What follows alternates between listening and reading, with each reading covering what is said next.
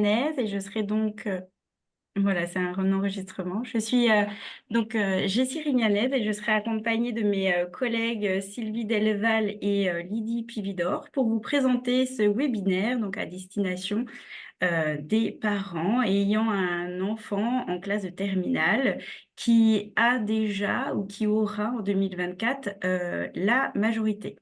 Alors pour nous, c'était essentiel de pouvoir vous sensibiliser et s'adresser directement à vous pour vous permettre d'accompagner ensuite, vous à votre tour, votre enfant dans ce parcours d'autonomisation en tant qu'assuré social.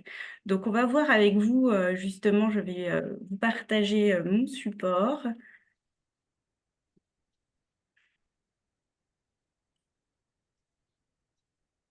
Quelles seront les démarches qui vont justement, qu'est-ce qui va changer pour lui d'un point de vue de son dossier en tant qu'assuré social et quelles seront les démarches à faire pour pouvoir être bien remboursé, pouvoir avoir accès à toutes ces données en tant qu'assuré.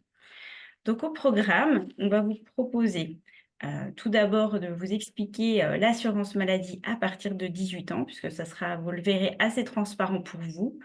Ensuite, nous aborderons les bons réflexes pour être bien remboursé. Alors là, vous le voyez, à chaque instant, à chaque fin de session, nous aurons la possibilité de répondre à vos questions. Donc, n'hésitez pas dans le chat à inscrire vos questions. Nous les reprendrons à chaque fin de séquence. Nous vous présenterons le compte Amélie et donc toutes les possibilités d'accès aux différents téléservices pour bien comprendre et suivre sa situation d'assuré social et les informations utiles. Et à la fin, nous reprendrons donc à chaque fois les questions que vous nous aurez posées. Donc, je vais laisser la parole à ma collègue Lydie qui va vous parler de l'autonomisation à 18 ans.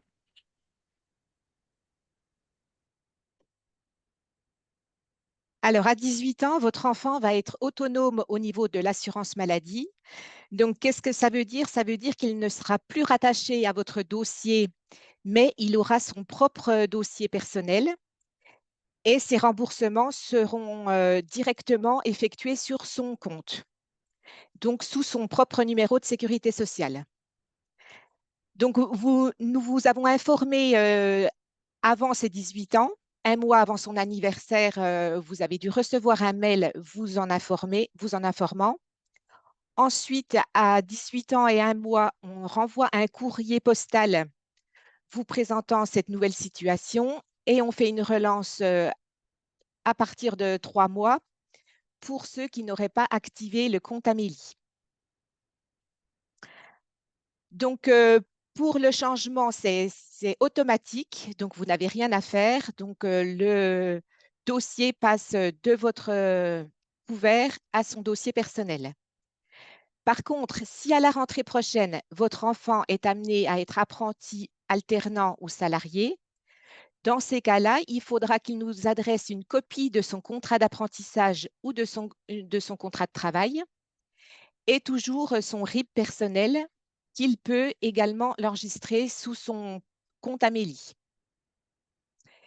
Et si votre enfant était mineur, quand il entamera son apprentissage ou le fait qu'il soit salarié, il faut en plus nous adresser un formulaire qui s'appelle S1106 que vous trouverez sur amélie.fr. Et une fois qu'on aura ces documents, qu'on aura mis à jour son dossier, il pourra modifier son RIB personnel. Donc, pour les apprentis, alternants ou salariés, donc, ils ont droit, comme tout salarié, à l'indemnisation en cas d'arrêt de travail. Et on fait un petit rappel comme quoi il faut bien veiller à envoyer dans les 48 heures les volets 1 et 2 de l'arrêt de travail à la CPAM et le volet 3 à l'employeur. Je vais donner maintenant la parole à Sylvie qui va nous indiquer les bons réflexes pour être bien remboursé. Bonjour à tous et à toutes. Donc effectivement, je vais vous parler des réflexes à adopter en fait pour être bien remboursé. Donc comme vous pouvez le voir à l'écran, ils sont au nombre de 5. Donc on va déjà parler de la carte vitale. Donc, votre enfant a eu à ses 16 ans une carte vitale qu'il devra donc du coup mettre à jour pour pouvoir actualiser en fait les données qui sont au niveau de la puce sur la carte vitale, puisque comme vous l'a expliqué Lydie, votre enfant était au préalable sur votre numéro de sécurité sociale et à ses 18 ans, il bascule sur son propre numéro de sécu. Donc, la mise à jour de la carte vitale, elle peut se faire dans une borne qui se situe en pharmacie. Toute pharmacie est équipée de cette borne et peut donc actualiser à tout moment votre carte vitale. À titre d'information, il faut savoir qu'à chaque changement de situation, il faut procéder en fait à une mise à jour de la carte vitale. Donc, en général, on conseille de le faire une fois par an et ça, c'est valable pour l'ensemble des assurés. Donc cette carte vitale, donc elle permet d'être remboursée des soins qui vont vous être facturés par les professionnels de santé. Elle permet également de ne pas avancer les frais lorsque vous allez en pharmacie et également à l'hôpital. C'est ce qu'on appelle le tiers payant. Lorsque votre enfant se rend chez un médecin, donc il présente cette carte vitale au médecin qui va ensuite transmettre directement les informations par informatique à l'assurance maladie. Donc, le gros avantage, ça vous évite donc du coup de remplir une feuille de soins papier, de nous l'adresser par voie postale et d'attendre le remboursement. À savoir qu'un remboursement par carte vitale, faut compter entre 3 à 5 jours de délai. Donc, c'est rapide. Donc, voilà pour la carte vitale. Nous allons ensuite parler d'un autre réflexe à avoir qui est donc le médecin traitant. Alors, pourquoi déclarer un médecin traitant? Eh bien, déjà, il s'agit de votre premier interlocuteur pour votre santé. C'est ce médecin qui va pouvoir en fait vous apporter des soins adaptés au vu de votre situation. L'avantage, c'est qu'il permet un meilleur suivi de votre dossier médical puisqu'il vous connaît, il a accès à votre historique de santé. Donc, c'est le professionnel de santé le plus habilité en fait pour déployer des soins en fonction de votre état. Et c'est également celui qui va vous orienter auprès d'un spécialiste en cas de besoin. Il faut savoir qu'il y a certains spécialistes dont vous pouvez avoir un accès direct sans passer au préalable par votre médecin traitant. Donc, ils sont cités en fait sur l'écran qui apparaît. Donc, il s'agit notamment du dentiste, du gynécologue, de l'ophtalmo et d'un psychiatre pour les personnes de moins de 25 ans. Il faut savoir que lorsque vous avez déclaré un médecin traitant, vos soins sont mieux remboursés car vous êtes dans le cadre du parcours de soins. Donc ici, par exemple, vous voyez comment une consultation en fait est remboursée si vous avez déclaré un médecin traitant ou si vous n'avez pas déclaré de médecin traitant. Donc, la consultation chez un médecin généraliste est facturée 26,50 €. Si vous avez déclaré un médecin traitant, la prise en charge au niveau de l'assurance maladie se fait à hauteur de 70%. Donc, l'assurance maladie va vous rembourser 16,55 €. Par contre, si vous n'avez pas déclaré de médecin traitant, l'assurance maladie ne vous remboursera que 30%, soit 5,95 €. Donc, il y a dans ce dernier cas de figure un reste à charge à votre niveau, d'où vraiment l'intérêt de déclarer un médecin traitant. Il faut savoir que vous avez peut-être déjà procédé à la déclaration d'un médecin traitant pour votre enfant lorsqu'il était sur votre couverture sociale. Il faut savoir que lorsque votre enfant va basculer sous son propre numéro de sécurité sociale, le médecin traitant que vous aviez déclaré au préalable sera directement greffé dans son dossier. Donc, vous n'aurez pas à le refaire. Mais c'est une notion en fait qu'on voulait aborder avec vous au cas où votre enfant n'avait pas encore déclaré de médecin. Et donc, lorsque vous avez fait le nécessaire, donc l'assurance maladie prend en charge 70% et pour les 30% restants, c'est donc la mutuelle complémentaire à laquelle votre enfant aura souscrit ou que vous avez souscrit pour lui qui prendra en charge le reste à payer. Donc ça, c'est ma collègue Lydie qui va vous en parler dans l'immédiat avec cette notion de mutuelle.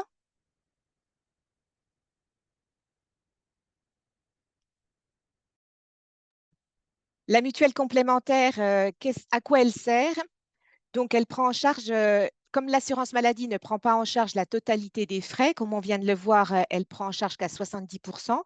La mutuelle complémentaire va pouvoir compléter les remboursements de l'assurance maladie et donc diminuer votre reste à charge. D'où l'importance de souscrire une mutuelle complémentaire pour ne pas avoir un reste à charge trop important.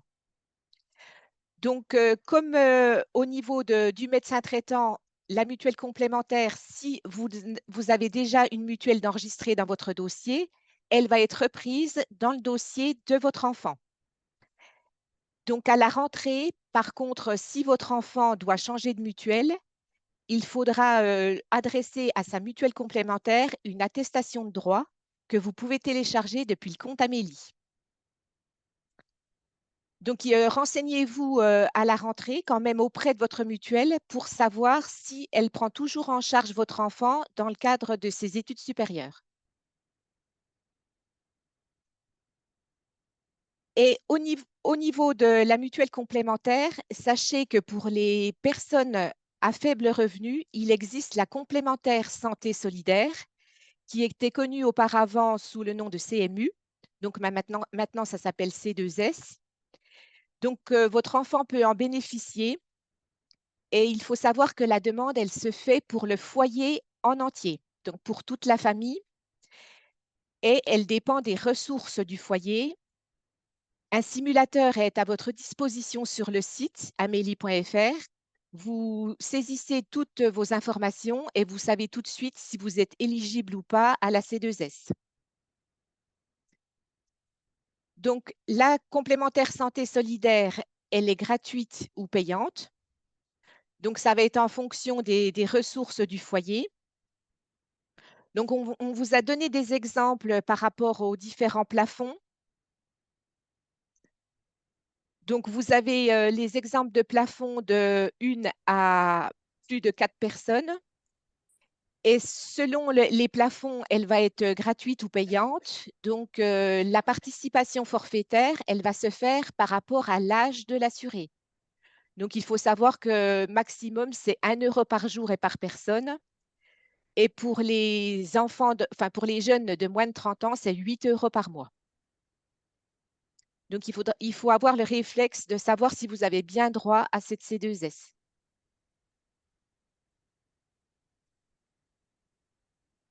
Ensuite, on va parler du RIB. Donc, c'est une démarche à effectuer également, étant donné que l'assurance maladie rembourse les frais de santé par virement. Donc, ces remboursements sont versés sur un compte bancaire et il faut que ce RIB soit au nom de l'assuré. Donc là, on vous a dit que le dossier de votre enfant est personnel.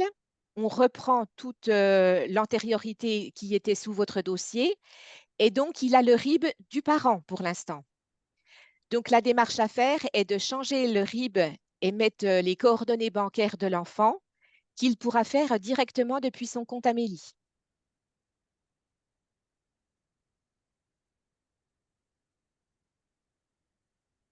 Alors, on rappelle bien que toutes ces démarches sont à partir de ses 18 ans, hein. Donc, si aujourd'hui votre enfant n'a pas encore 18 ans, on vous alerte pour d'ici à la fin de l'année civile lorsqu'il les aura. Alors, je vais prendre les questions qui ont été posées. Donc, la première était, si le médecin traitant est déjà déclaré pour l'enfant qui devient majeur, est-il nécessaire de refaire la déclaration ou est-ce que cela suit le dossier de l'enfant? Donc, effectivement, il y a eu la réponse qui a été donnée. Ça suit avec le dossier. Mon enfant va déménager pour ses études dans une autre ville. Comment faire s'il ne parvient pas à trouver un nouveau médecin traitant là-bas? Alors en fait, il a déjà son médecin traitant dans la ville où vous habitez actuellement. Il est toujours considéré comme ayant un médecin traitant et pendant qu'il sera dans une autre ville faire ses études, il pourra consulter un autre médecin. Mais nous, dans nos bases, il sera connu comme ayant un médecin traitant déclaré et non disponible au moment du rendez-vous. Sylvie, si tu veux compléter. Oui, je vais compléter. Donc, en fait, le médecin qui sera vu sur le nouveau département, lorsqu'il passera la carte vitale, cochera tout simplement médecin remplaçant, ce qui évitera en fait à ce qu'il y ait une pénalisation au niveau du remboursement et ce qui permettra en fait à votre enfant de voilà, de lui laisser le temps de trouver un médecin qui lui convient sur son nouveau département. Après, il y a des dispositifs qui sont également mis en place par l'assurance maladie. Nous, par exemple, concrètement, dans dans le Doubs, on a un service dédié qui peut vous aider en fait à trouver un médecin traitant si vous rencontrez des difficultés. Donc, dans ces cas-là, il ne faut pas hésiter voilà, à nous solliciter et nous faire part de vos difficultés. Donc, la sollicitation, par exemple, elle peut se faire depuis le compte Amélie. Ça, c'est quelque chose qu'on va voir ensemble tout à l'heure, puisque vous avez la possibilité de nous écrire un mail et une réponse vous est apportée. Alors, la question suivante, comment cela se passe-t-il quand chaque parent a une mutuelle? Je vais y répondre. Donc, si effectivement chaque parent a une mutuelle, vous avez certainement dû faire le choix en ce qui concerne votre enfant, c'est-à-dire soit l'enfant est sous la mutuelle du papa, soit sous la mutuelle de la maman. Donc, si vous souhaitez conserver cette mutuelle lors de son passage à ses 18 ans, il n'y a aucun souci, puisque comme on vous l'a expliqué tout à l'heure, la mutuelle qui était précisée sur votre dossier d'assurance maladie en tant que parent avec le rattachement de votre enfant suivra lorsque votre enfant aura 18 ans et sera sous son propre numéro de sécurité sociale. Donc après, voilà, dans le cadre des études supérieures, il y a certaines mutuelles, comme vous l'a précisé ma collègue Lydie, qui peuvent garder en fait votre enfant sur votre contrat mutuel et d'autres non. Donc ça, c'est à vous de vous renseigner auprès de votre mutuelle. Alors, question suivante, le RIB personnel de l'enfant, même si je continue à payer ses soins. Donc, effectivement, nous sommes, nous, dans l'obligation d'avoir un RIB qui correspond au nom de l'assuré. Voilà, donc pour le dossier de votre enfant qui sera autonome d'un point de vue assurance maladie, il faut impérativement que le RIB soit à son nom et donc ce sera à lui d'avoir les remboursements. Donc, à vous de voir en termes d'organisation comment procéder s'il avance les frais, et sachant qu'il va se faire rembourser. Voilà. Notre fille a 18 ans et 1 mois et nous n'avons reçu aucun courrier ni email. Alors effectivement, au niveau des emails, il est important aussi de savoir que lorsque vous êtes 2 parents, il y a pour nous ce qu'on va appeler un parent référent. Donc on va s'adresser au parent qui a été au tout début inscrit comme parent référent. Donc peut-être l'occasion pour vous de reconsulter votre compte Amélie et de vérifier si l'adresse mail communiquée est toujours la bonne. Également l'adresse postale, puisqu'effectivement, normalement, dans tous les cas, vous auriez dû ou vous allez recevoir un courrier vous alertant de l'autonomisation de votre enfant. En sachant qu'il peut également y avoir un petit décalage, hein, Mm. patienter un petit peu. Alors, autre question, mon enfant rentre dans une école militaire. Est-il toujours couvert par la CPAM? Adeline, si tu peux peut-être aussi... Alors après, quand c'est une école, est-ce que c'est une école mais il reste un statut étudiant ou est-ce qu'il devient alternant? Ah, S'il a toujours le statut étudiant, bonjour. bonjour Adeline. Quand ils passent en école militaire, en général, ils vont dépendre de la CNMSS. Après, il faut se renseigner auprès de l'école militaire. Si ce n'est pas le cas, à ce moment-là, ils resteront affiliés à la CPM, autonomisés s'ils ont plus de 18 ans ou sous couvert des parents s'ils ont moins de 18 ans. Merci Adeline. Je t'en prie. Alors ensuite, le médecin traitant déclaré le pédiatre. Faut-il déclarer un nouveau médecin traitant aux 18 ans? Alors moi, j'aurais envie de dire oui, puisque à l'âge de 18 ans, on va dire que voilà, il est peut-être plus nécessaire que l'enfant soit suivi par un pédiatre, mais plutôt par un médecin généraliste. Donc effectivement, il faudrait procéder au changement et faire donc une nouvelle déclaration au médecin que vous aurez choisi, en sachant que c'est le médecin qui procède à la déclaration. C'est lui qui va en fait transmettre les informations directement à l'assurance maladie grâce à votre carte vitale. Ou éventuellement, il vous transmettra un formulaire papier qu'il aura complété, qu'il faudra nous faire parvenir. Mais voilà, j'insiste bien sur le fait que vous n'avez pas réalisé cette démarche. C'est le médecin qui doit la réaliser, le médecin que vous aurez choisi. Alors, autre question, si ma fille va faire ses études dans le Jura, mais est toujours rattachée à notre foyer, relève-t-elle toujours de la CPM du Doubs ou faut-il faire d'autres démarches? Donc là, en fait, tout est une question d'adresse. Si dans son dossier assurance maladie, votre enfant laisse votre adresse dans le Doubs, à ce moment-là, elle dépendra de la CPM du Doubs. Si elle a une résidence dans le Jura et qu'elle décide d'inscrire son adresse postale dans son dossier assurance maladie dans le Jura, à ce moment-là, son dossier sera muté directement à la CPM du Jura. Et pour tout changement d'adresse, vous le verrez, c'est également une démarche qui peut être réalisée directement depuis le compte Amélie, voilà, en quelques clics. Alors, une autre question. Donc, c'est une situation de parents séparés. La fille est donc rattachée à la maman. Et donc, la maman propose de rester encore un an sur la C2S. On demande donc c'est quoi l'avantage? Est-ce qu'elle va perdre des droits si ma fille devient autonome?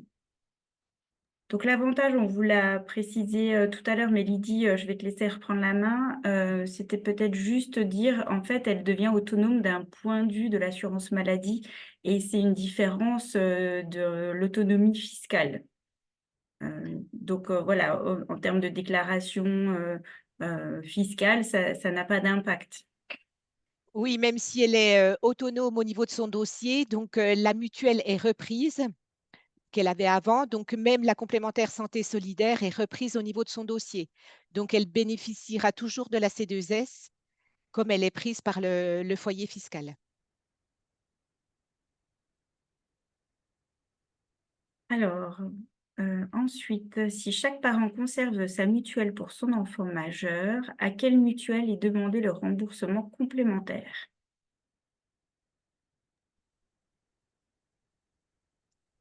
Alors, Alors, normalement, la mutuelle complémentaire, on a une seule mutuelle. Donc, c'est soit la mutuelle complémentaire du papa, soit celle de la maman.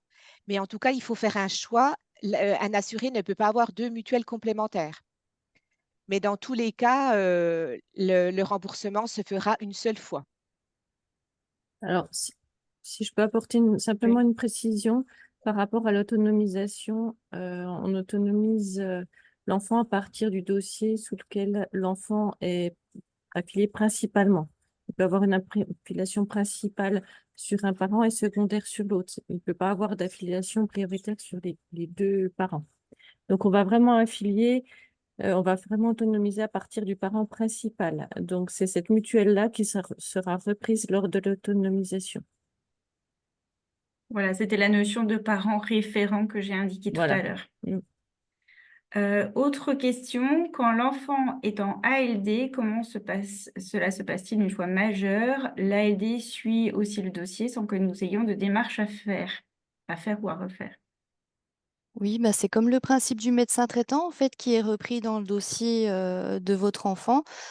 Si effectivement il est bénéficiaire d'une ALD, lorsqu'il deviendra autonome et sera basculé donc sous son propre numéro de sécurité sociale, l'ALD suivra également. Donc, pour ceux qui ne le sauraient pas, ALD, ça veut dire affection longue durée. C'est une Alors, prise en charge à 100%.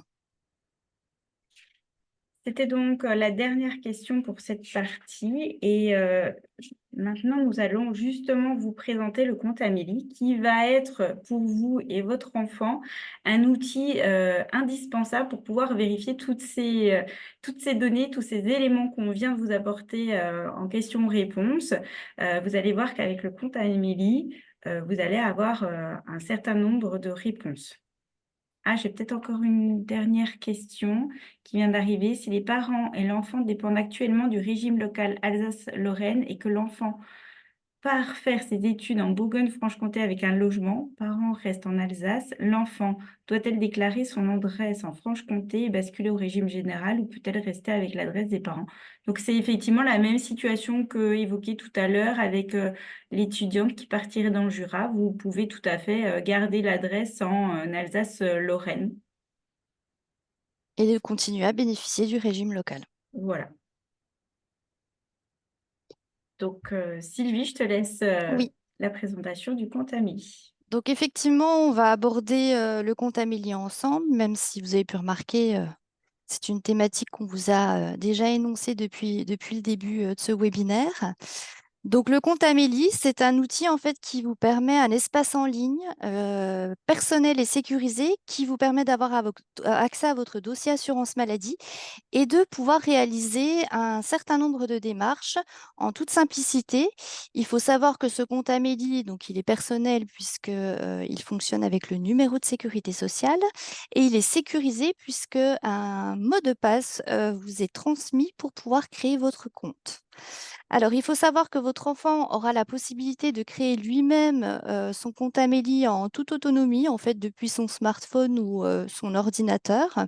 Pour ce faire, il aura besoin de plusieurs éléments qu'on voyait apparaître sur l'image précédente, donc notamment sa carte vitale, son relevé d'identité bancaire, son numéro de sécurité sociale et il faut qu'il ait une adresse mail personnelle.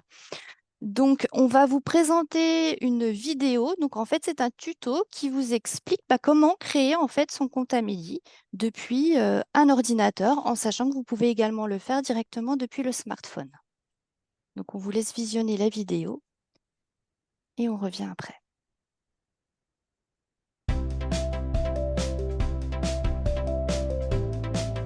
Vous êtes bénéficiaire de l'assurance maladie et vous souhaitez créer un compte Amélie ? Rien n'est plus simple, tout peut se faire en ligne. Rendez-vous sur assuré.amélie.fr et c'est parti.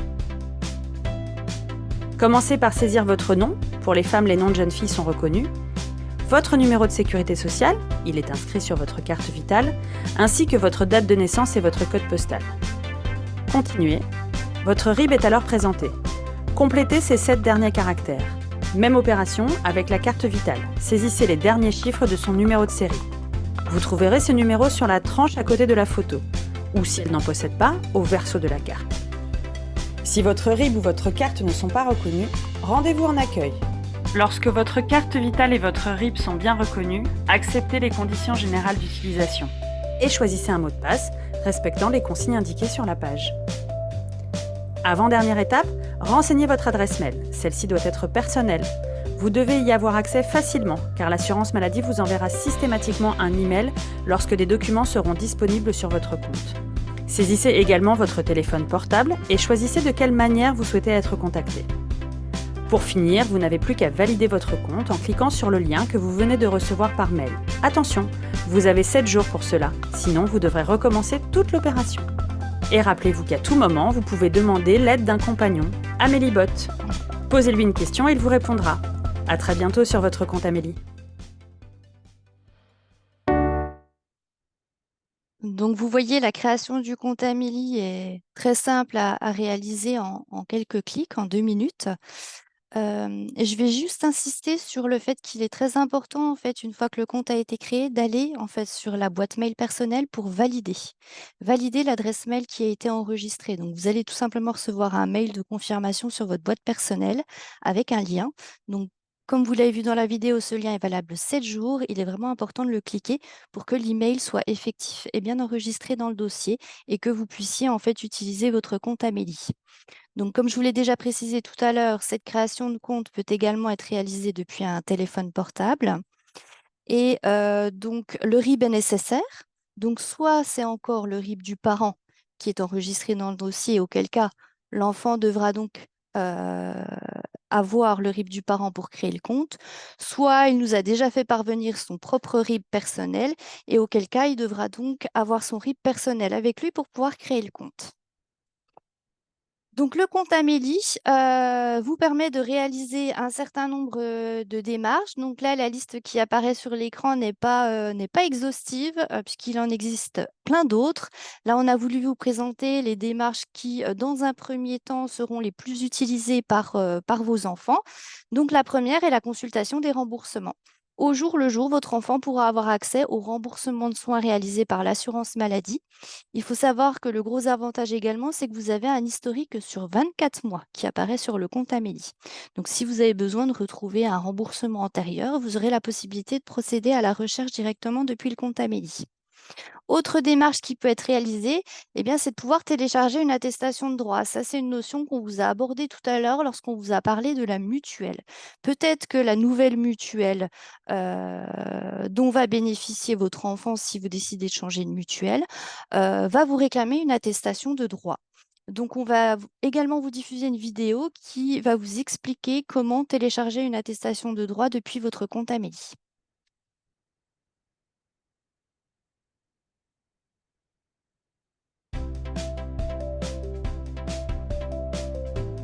Vous êtes bénéficiaire de l'assurance maladie et vous souhaitez récupérer votre attestation de droit depuis votre compte Amélie? Rien n'est plus simple. Connectez-vous sur assuré.amélie.fr, saisissez votre identifiant et votre mot de passe et connectez-vous.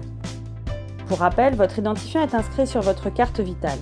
Il commence par 1 si vous êtes un homme ou 2 si vous êtes une femme. Voici votre page d'accueil. Cliquez sur « Attestation de droit » et sélectionnez la personne dans le foyer concernée par l'attestation, puis « Valider ». Le document s'affiche dans votre navigateur. Vous avez la possibilité de l'imprimer ou de le télécharger. Le tour est joué.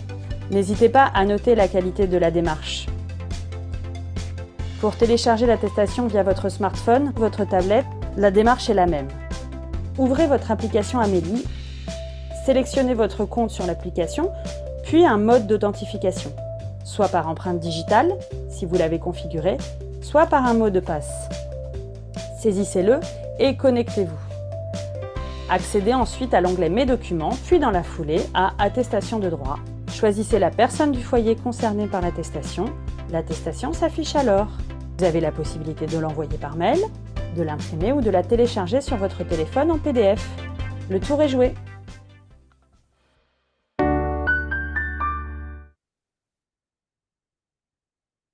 Donc, cette attestation, elle est intéressante de la télécharger puisque voilà, la mutuelle est susceptible de la réclamer, mais il y a également d'autres organismes qui peuvent vous réclamer ce document, notamment l'hôpital. L'hôpital peut être amené à vous réclamer ce document en plus de votre carte vitale. Et par la suite, imaginons que votre enfant trouve un travail d'été, un job d'été ou devient salarié par la suite, il faut savoir que les employeurs réclament également ce document. Autre démarche qui peut être réalisée sur le compte Amélie, eh bien, c'est commander une carte vitale. Si votre enfant ou vous-même est amené à perdre ou à ce qu'on vous vole votre carte vitale ou à ce qu'elle soit défectueuse, à ce moment-là, c'est une démarche que vous aurez la possibilité de réaliser directement depuis le compte.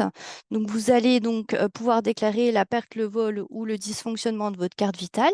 Et dans la foulée, vous allez pouvoir vous commander une nouvelle carte vitale. Donc, pour cette démarche-là, moi, je vous invite fortement à utiliser plutôt le téléphone puisque lorsque vous allez commander une nouvelle carte vitale, on va vous demander une photo. Et le gros avantage du smartphone, c'est que vous aurez directement la possibilité de vous prendre en photo, ce qui vous permettra voilà, de réaliser la démarche nettement plus rapidement. Et le fait de le faire directement depuis le compte Amélie, eh bien, ça vous permet d'avoir votre carte vitale plus rapidement puisqu'il faut compter à peu près 3 semaines pour l'obtenir lorsque vous réalisez la démarche directement sur le compte Amélie, tandis que si vous le faites en version papier via un formulaire, c'est beaucoup plus long. Vous avez également la possibilité d'obtenir ce qu'on appelle une carte européenne. Donc, c'est tout simplement une carte qui est nominative et qui est valable 2 ans, que vous pouvez présenter dans la zone Europe dans le cadre voilà, d'un voyage touristique ou si votre enfant est amené à réaliser un voyage scolaire ou un stage à l'étranger, c'est une carte en fait qui va justifier de vos droits à assurance maladie à l'étranger. Donc ça, c'est un document que vous pouvez commander directement sur le compte Amélie en quelques clics. Vous avez également la possibilité de mettre à jour l'ensemble de vos coordonnées personnelles. Imaginons que vous changez d'adresse email, vous pourrez le faire directement en ligne. Si vous changez de numéro de téléphone également, si vous changez d'adresse, hein, puisqu'on a vu différentes situations, questions où on parlait de changement d'adresse. Donc ça, c'est une démarche que vous pouvez également réaliser sur le compte Amélie. Et également, vous pouvez changer vos coordonnées bancaires. Donc, on va voir via une vidéo comment changer le relevé d'identité bancaire depuis le compte Amélie.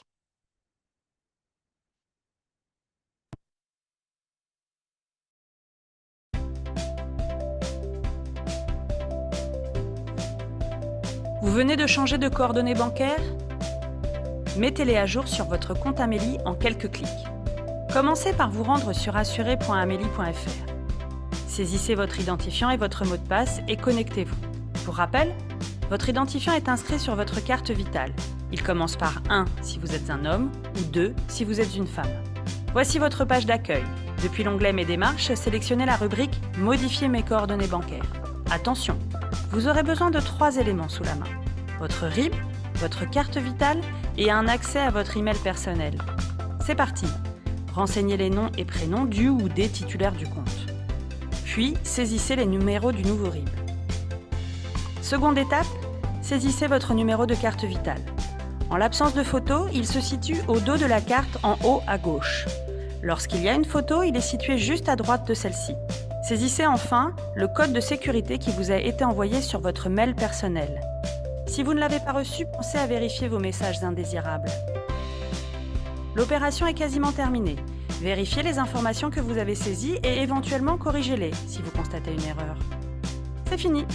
Il n'y a plus qu'à attendre 48 heures que vos nouvelles coordonnées bancaires soient enregistrées par l'assurance maladie. Vous en serez alerté sur votre messagerie personnelle. Et rappelez-vous qu'à tout moment, vous pouvez demander l'aide d'un compagnon, AmélieBot. Posez-lui une question, il vous répondra. Sachez que cette démarche peut également être effectuée sur l'application Amélie.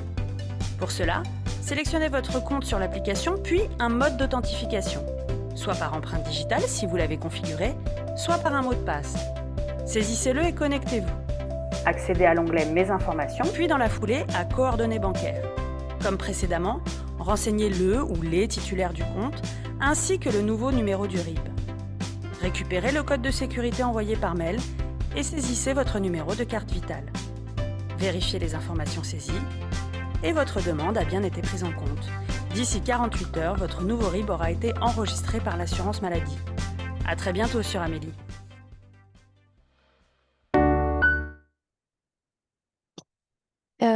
Et également, le compte Amélie, en fait, permet de faciliter les échanges avec l'assurance maladie, puisque vous, comme je vous l'ai précisé tout à l'heure, vous avez la possibilité de nous envoyer des mails si vous avez des questions.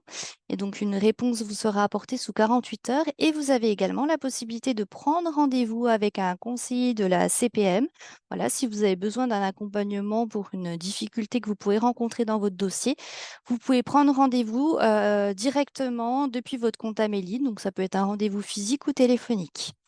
Donc voilà, je vous ai listé un certain nombre de démarches qui peuvent être réalisées, mais comme je vous l'ai dit tout à l'heure, il en existe encore un certain nombre que je vous invite du coup à découvrir en créant votre compte Amélie et en accompagnant votre enfant à créer son propre compte Amélie.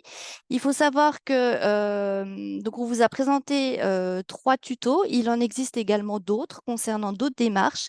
Donc ces tutos, vous pouvez les retrouver directement sur la chaîne YouTube Assurance Maladie. Et donc, vous aurez un certain nombre de vidéos à visionner qui vous aidera pour réaliser vos démarches. Donc, n'hésitez pas à poser vos questions sur cette thématique-là. On sera ravis d'y répondre. Alors pour le moment, j'ai 2 questions, mais ce sont des questions qui reprennent des éléments autres que le compte Amélie.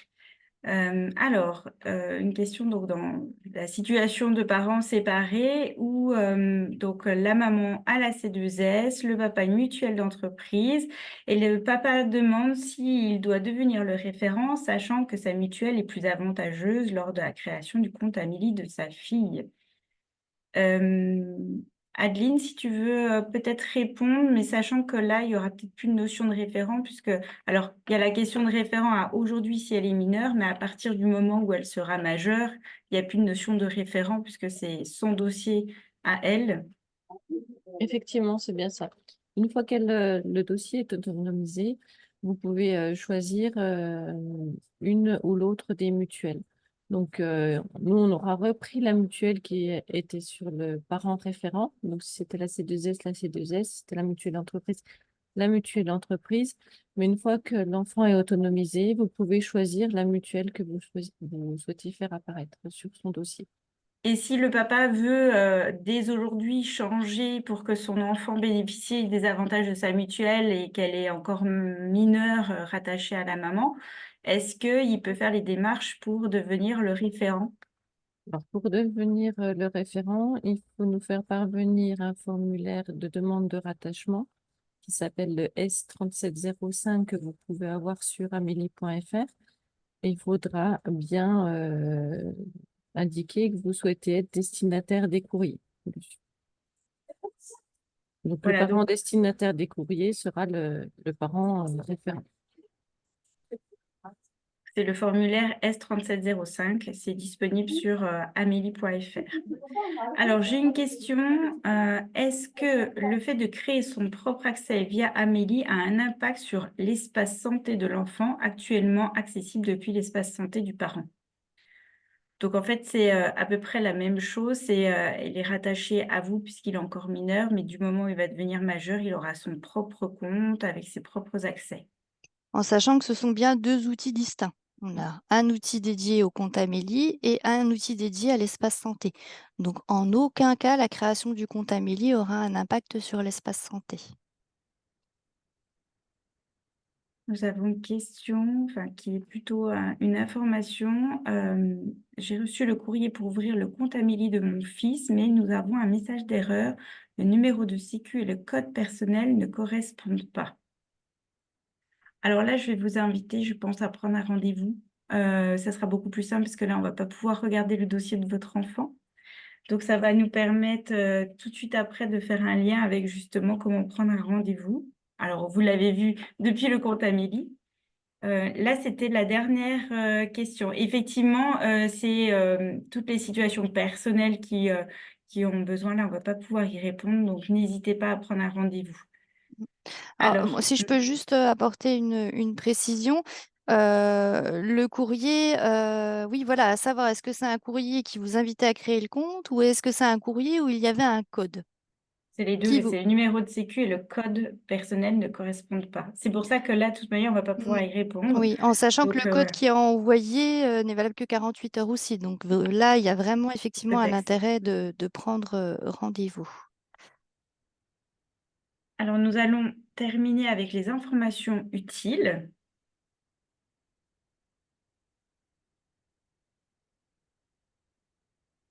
Alors, on va vous parler du compte Instagram de l'assurance maladie. Donc, pour vous donner l'information et puis inviter votre enfant à s'abonner sur ce compte. Donc, ce compte a été créé par l'assurance maladie pour toucher les jeunes et leur donner des informations concernant des conseils de santé. Donc, des tips, ce sont des conseils. Donc, non seulement concernant tout ce qui est assurance maladie, à quoi sert la carte vitale, comment je crée mon compte Amélie, mais aussi sur des conseils sur la contraception, sur la prévention, le sport, l'alimentation. Donc, n'hésitez pas à donner l'information à votre enfant pour qu'il s'inscrive, pour qu'il s'abonne. Et vous pouvez également, vous, si vous avez un compte, ne pas hésiter à suivre les tips de l'assurance maladie. Alors, comment contacter l'assurance maladie? Donc, nous l'avons vu, hein, le premier des réflexes, c'est effectivement de regarder votre compte Amélie et d'accompagner votre enfant à créer le sien. Si vous avez des questions, donc vous saurez que sur Internet, vous pouvez retrouver le forum avec les principales questions qui sont posées sur le site amélie.fr. Ensuite, lorsque vous serez sinon sur votre compte Amélie, on l'a vu dans les vidéos, il y a le petit robot qui s'appelle AmélieBot. Alors, en mettant quelques mots-clés, donc pas des phrases trop longues, mais des mots-clés, il va vous orienter vers les téléservices qui pourront vous accompagner et vous permettre d'avoir la réponse à votre question. Et si vraiment la question est trop technique et non disponible dans les téléservices, il vous invitera à faire un mail qui sera traité par un conseiller de l'assurance maladie. Enfin, n'hésitez surtout pas à prendre un rendez-vous téléphonique. Donc, c'est encore très récent et aujourd'hui, il vous suffit, soit en prenant un rendez-vous depuis le compte Amélie, soit en téléphonant au 36 46, d'avoir la possibilité d'avoir un rendez-vous téléphonique. Donc, plus besoin de se déplacer pour venir à l'assurance maladie. Avec un rendez-vous, vous aurez un accompagnement par un conseiller d'assurance maladie pour répondre à vos questions. Donc voilà, par rapport à monsieur où il y avait une difficulté entre le numéro de sécurité sociale et le code qui ne correspondait pas, je vous invite vraiment à prendre rendez-vous pour qu'on puisse voir avec vous directement le dossier de votre enfant. Alors, je n'ai pas d'autres questions. N'hésitez pas si vous en avez. Nous sommes sur la fin de ce webinaire.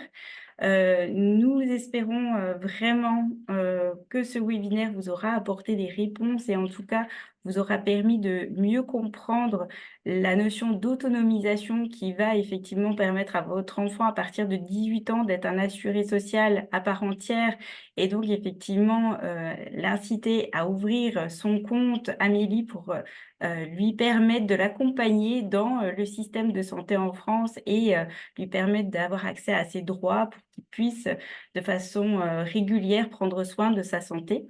Je tenais à remercier du soutien du service social en faveur des élèves, Monsieur Ciclet et Madame Montaclair, ainsi que l'inspecteur d'académie et l'ensemble des chefs d'établissement qui vous ont adressé le lien à ce webinaire. Je vous souhaite et je souhaite à vos enfants de réussir leur bac, leurs examens et une belle rentrée et un bel avenir en tant qu'assuré social. En tout cas, merci pour votre participation et votre attention.